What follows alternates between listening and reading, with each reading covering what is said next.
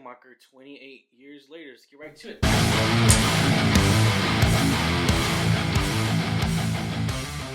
What's going on, Alamo City Movie Talk fans? As always, I'm your host, Ryan D. aka Ryan 680. I'm Angela, that Kelly Ange. And this is Alamo City Movie Talk, guys. Thank you so much for making this a part of your day. You know what to do, guys. Like, share, and subscribe to us. But let's get right to it. Angela, what are we talking about today? We are talking about the highly anticipated newest installment of this franchise. I know I'm not a huge fan of this, but I do know they have a huge cult following. So we are reviewing 28 Years Later. So a group of survivors of the rage virus live on a small island. When one of the group leaves the island on a mission into the mainland, he discovers secrets, wonders, and horrors that have mutated not only the infected, but other survivors. So Ryan, kick us off. I know you really like the first one, 28 Days Later. I feel like they kind of revamped the genre of like zombies, back then. And what do you think of this one, given that it's the third movie in this franchise? Yeah, first and foremost, I do want to say before getting to this review, this movie was shot a lot with iPhones.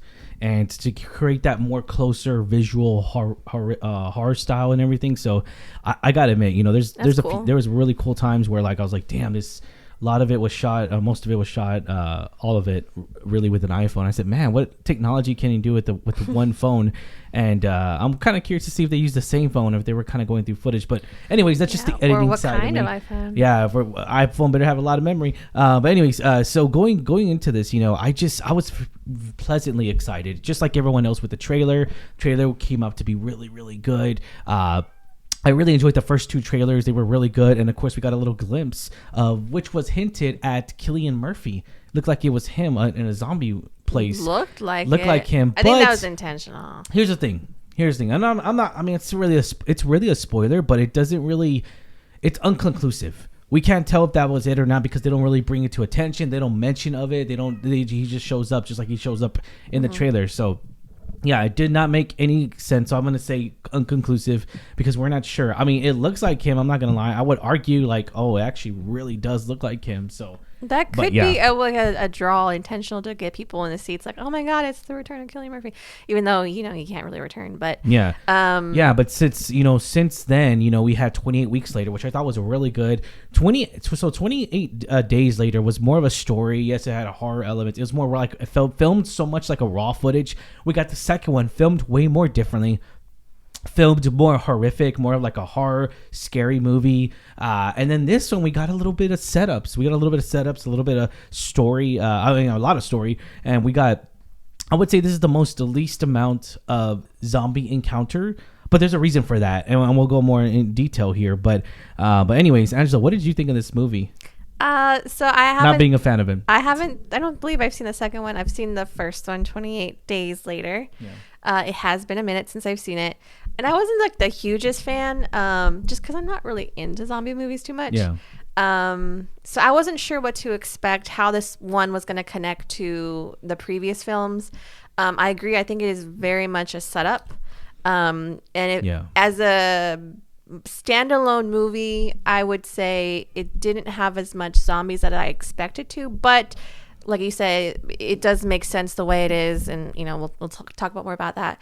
But overall, I thought it was a really nice exposition film. It set up a lot for the next time, but I didn't love it as much as I wanted to. Yes. Okay. As a continuation, I felt like it didn't maybe connect to the previous films, but again, I haven't seen the last one.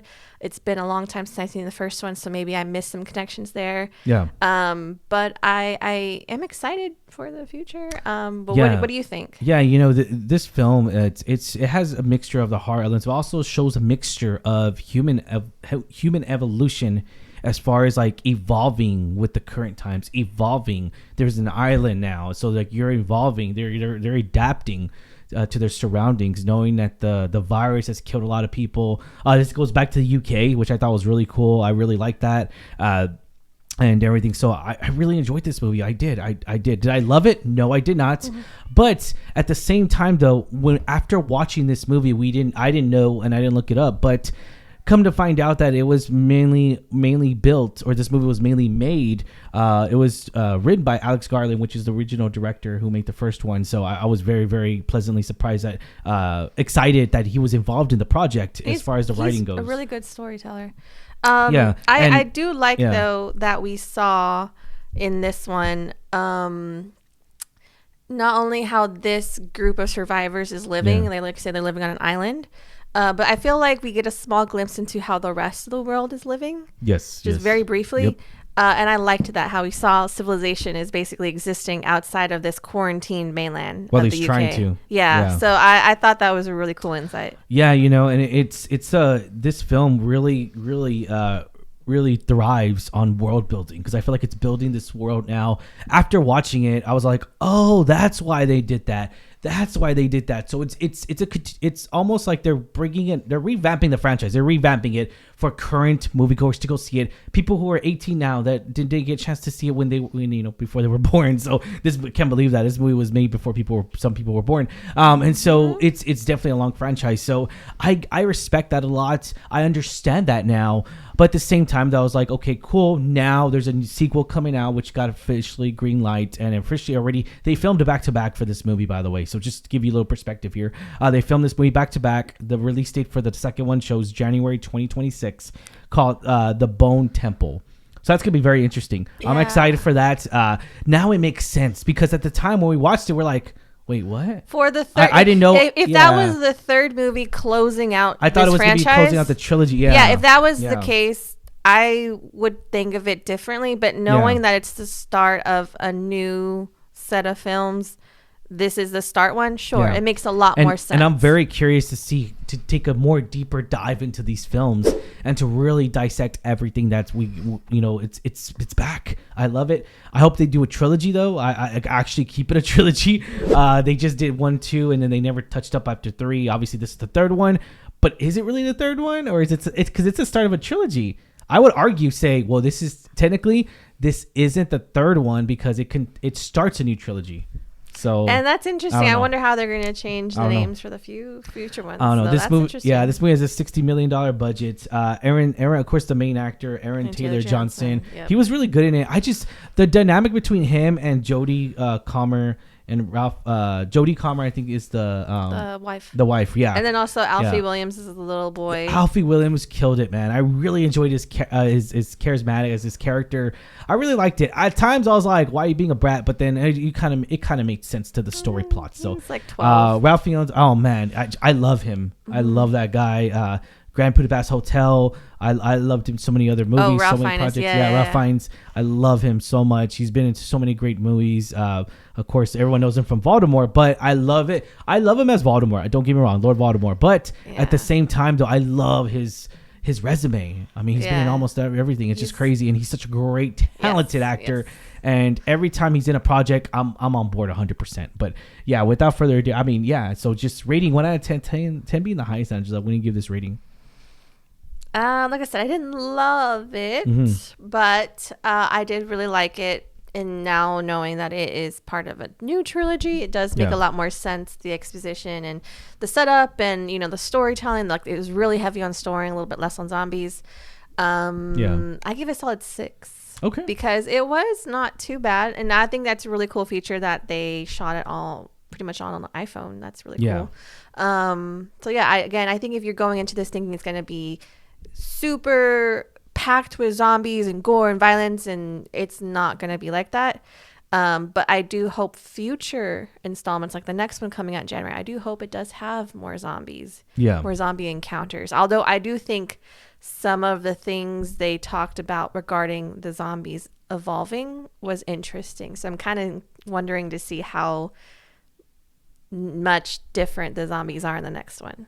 And here's the thing too, was there gory moments? 100% there was. And the gore, the atmosphere, I really enjoyed that. I really enjoyed the life-threatening situations they were really put into, and I was pleasantly surprised. I enjoyed that. There's also evolving in the filmmaking of this movie, right? So it goes back to the editing part. There were some moments I was just kind of like, it kept clipping, and I don't like it when it does that. But I mean, I noticed the first one did it. I remember it, but it wasn't to this full extent of this one. So besides the clipping part where they go back to clips and it's foreshadowing, I get it. But when you kind of do it too much, I just takes me out of the movie. But that's just me, just my point of opinion there. It offers a very strong performances here by all those actors, so I really enjoyed them. I really enjoyed the story. Knowing that it's a threequel. I saw people are calling it that. I don't know, but a threequel. So we'll say that. But rating 1 out of 10, 10 being the highest, I'm gonna go with 6.5, almost a 7. And I really enjoyed this film. Like, again, going back to what I was saying, you know, total uncertainty here when it comes to these characters, and I love that. It kept me the edge of my seat at times. But again, the first like 30 minutes of this movie, I really felt, where's it going? I think the first act took a little while to pick up. Sure. But yeah, you know, even that first scene where we get into the glimpse, it kind of teases us, but then we don't really see that action progress until like later in the movie, which I was like unpleasantly surprised. But yeah, I'll leave it at that, guys. Was this horrific? Yeah, it was at times. Was it horrific as the other two? I would say no. I would say no. I really enjoyed the last two, so I'll leave it at that, guys. But put questions for you guys. What do you guys think? Let us know in the comments down below. What do y'all think of 28 years later? Is it horrific? Is it everything you hoped for it would be? Let us know in the comments down below, because I feel like the trailers misled us. I feel like the trailers showed all the action, and it really did. And I'll leave it at that. All right, guys. As always, I'm your host, Ryan D. Ryan 680. I'm Angela Zakarian. And this is Alamo City Movie Talk, guys. Have a good one. See you at the movies. Latest.